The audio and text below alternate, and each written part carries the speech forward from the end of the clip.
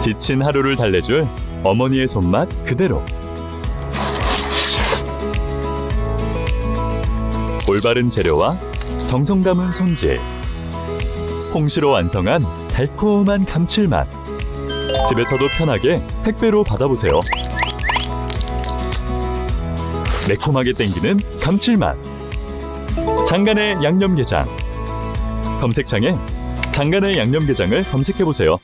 한국은행이 금리를 인하하였고 현재 연기금과 수합한 달러, 한국 보유 달러를 따라서 한국 환율을 1,400원 아랫대로 유지하는 이유는 무엇일까요? 그 다음에 추가로 이런 것들 좀 붙여서 이야기를 하도록 합시다. 자, 일단은 환율 유지하는 이유, 그 다음에 경제 위기가 올 수 있냐, 미국 경제 침체, 이 부분에 대해서 이야기를 하려고 하는데, 내년 달러 환율. 자, 그랬을 때 일단은 환율 이야기부터 하면요, 1,400원 밑으로 유지하려는 이유는 간단합니다. 첫 번째는 외국인 자본 유출 가속화되는 것을 막기 위해서. 그 다음에 두 번째는 환율 인상에 따른 부담감 줄이기 위해서. 자, 환율 올라가면요, 수출 잘 된다고 이야기하는 사람들이 있습니다. 쌍팔년도 사람들이죠. 그거는 우리나라 한창 경제 성장하던 IMF 이전이나 되는 거고, 우리나라는요, 가격 경쟁을 할 나라가 아니에요, 이제. 우리나라는 인건비가 비싸서 그게 안 돼요. 이게 최저임금이 높아서 인건비가 비싸진 건 아니고, 나라 수준 자체가 올라가서 그렇다. 그러면요, 어떤 상황이 벌어지냐면요, 싸게 파는데 원료는 비싸게 사야 돼요. 그러면 당연히 팔 때마다 마진은 줄어들죠. 그러니까 매출은, 아까 롯데도 보면 매출은 늘었는데 수익은 줄었죠. 그런 거고, 또 수입 물가가 올라가죠. 우리나라가 지금 그 물가가 디플레이션처럼 나오는 이유는 스태그플레이션 때문입니다. 근데 아예 마이너스로 떨어지지 않는 이유는요, 물가가 많이 올랐기 때문이고, 이게 막 또 물가가 엄청 튀지 않는 이유는요, 경제가 너무 안 좋아서 통화승수가 안 돌아서 그래요. 그런 거고, 여기에 이런 것들 때문에 환율을 낮추려고 하는 거죠. 환율이 올라가게 되면은 경제에 당연히 악영향이니까. 근데도 올라가는 걸 막을 수는 없죠. 환율 전망 보시면요, 심하면 1,475원 간다, 이런 이야기도 있고, 저기까지는 아니더라도 1,445원? 35원. 네. 호주에서는 1,435원 정도로 예측하고 있다. 즉, 내년에 1,300원대로 떨어질 가능성은 높지 않다는 소리예요. 물론 일시적으로 떨어질 수 있죠. 지금처럼 1,390원 막 했다가 다시 올라가고, 이러다가 조금씩 올라가가지고 그런 거고. 그래서 내년 환율은 당연히 1,400원 넘어갈 겁니다. 여기서 만약에 위기가 터지면 1,600원 기본으로 찍는다는 소리예요. 그러면은 이것에 대해서 이제 위기에 대해서 생각을 해야 되는데, 자, 미국의 경제 침체 지표들이 뜨고 있습니다. 미국도 그냥 마냥 좋지만은 않아요. 자, 첫 번째로 미국의 필리 제조업 지수가 예상 밖으로 급락하고 있다. 그래서 필라델피아 제조업 관련 지표가 눈에 띄게 둔화가 되고 있고, 마이너스 5.5를 기록했고, 이거는 올해 두 번째로 부진한 성적이고, 제조업 경기가 위축된 상황이 되고 있는 거죠. 여기에 미국 소비가 변하고 있습니다. 월마트와 타깃의 엇갈린 실적. 어떤 차이냐면요, 월마트의 경우는 조금 더 싸게, 타깃의 경우는 조금 더 고급, 이렇게 파는 건데, 타깃의 매출은 급격히 줄고 월마트의 매출은 급격히 올라가고 있다고 합니다. 즉, 질보다 가격으로 이동하고 있는 거고, 그렇다는 것은 중산층들의 이동이라고 보시면 되겠죠. 중산층들이 월마트 쪽으로 이동을 하고 있다.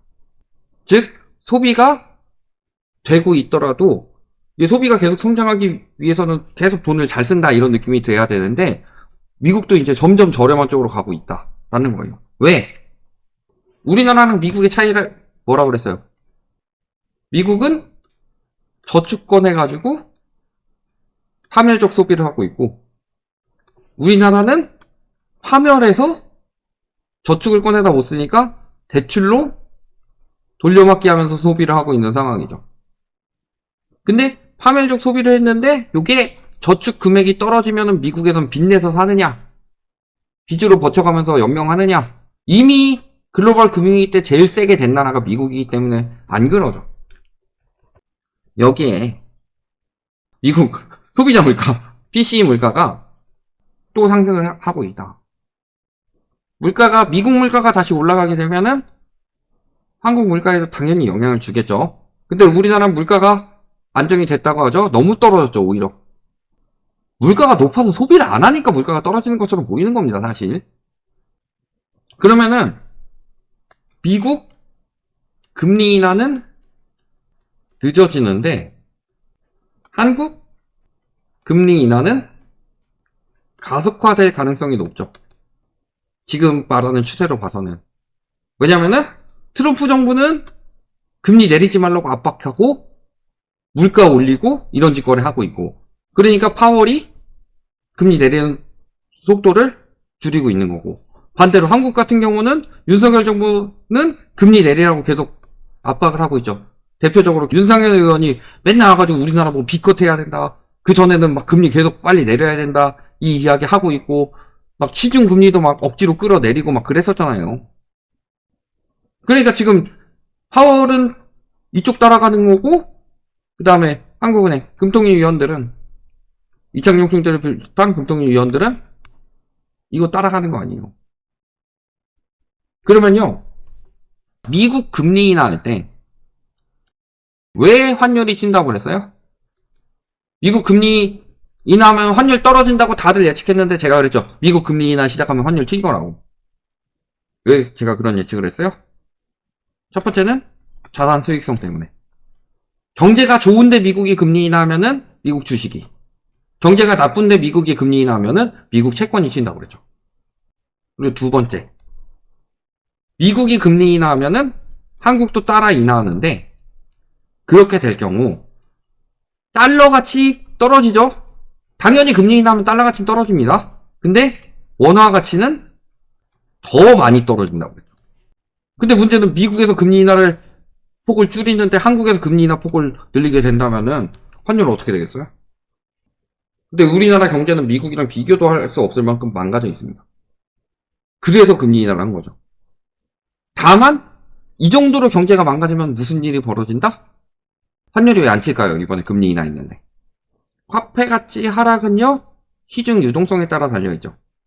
시중 유동성은요, 푸는 돈 플러스 그 푸는 돈이 돌면서 통화 승수가 얼마나 만들어지느냐에 따라서 나오죠.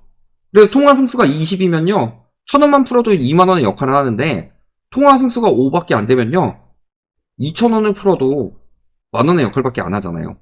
그만큼 유동성이 많이 돌면서 유동성이 확대가 돼야지 화폐 가치가 하락하면서 실물 가치가 오르죠. 그게 물가잖아요. 근데 경제가 안 돌아요. 통화 승수가 매우 낮아요. 화폐 가치가 많이 떨어질 수가 없는 상황이죠. 경제가 이렇게 안 좋아서 그렇게 된 거다, 오히려. 근데 문제는, 그러면 문제가 되는 게, 환율이 튀는 문제가 되는 게 외국인 자본이 빠져나가게 된다. 그렇게 보면요, 자, 대공황급으로 올 수 있다 이런 이야기가 나오는 건요, 다른 것보다 미국 이야기죠. 미국은 왜 대공황급 이야기가 나오냐면 다른 건 둘째치고 미국 국가부채 때문에 그래요. 미국 국가부채에 대한 이자 부담이 너무 커서 그래. 미국은 만성 적자국일 수밖에 없다고 그랬죠. 페트로달러를 유지하기 위해서는. 그래서 미국은 국가부채가 가장 큰 문제예요. 사실 다른 것보다. 이 부분인데 요게 터져가지고 디폴트가 오지 않는 이상은 대공황이 미국에서 터질 가능성은 높지 않아요. 다만 요거보다는 그렇고, IMF는 저리 가라 할 정도로 한국 경제 위기에 대해서 이야기를 하는 거고, 저는 오죽하면 IMF가 금리 내리라고 했겠냐. 환율이 튀고 있는데.